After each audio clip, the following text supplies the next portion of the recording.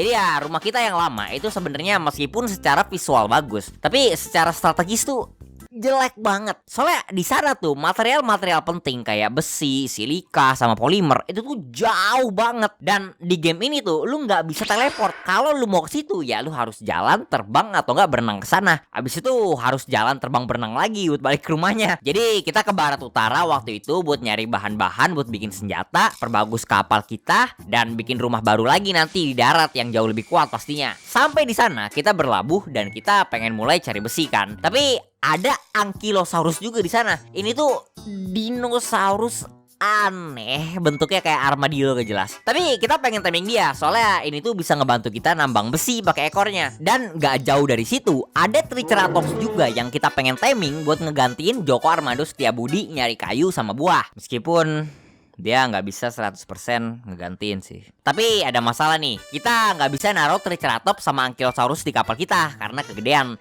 Ujungnya kita buat kapal baru, kayak kapal gede luas, bentuknya kayak papan luas gitu sih daripada kapal.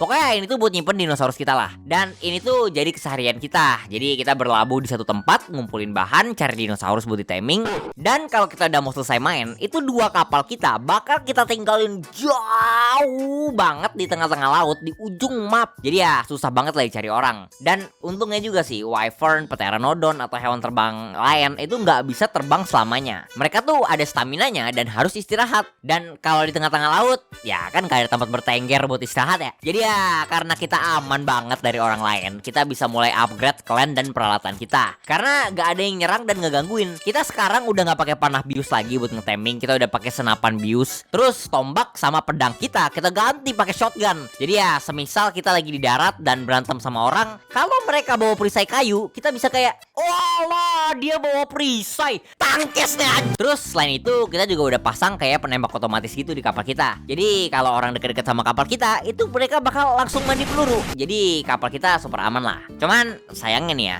kita kan udah punya banyak besi, tapi kita belum bisa upgrade kapal kita pakai besi ini. Karena di game ini, peralatan-peralatan sama bangunan besi itu semuanya butuh satu bahan selain besinya sendiri yang susah banget dicari. Namanya tuh cementing paste. Dan ini tuh kita cuma punya dikit banget doang. Sampai suatu hari pas gue sama John lagi nambang besi, ada orang lain nyamperin kita.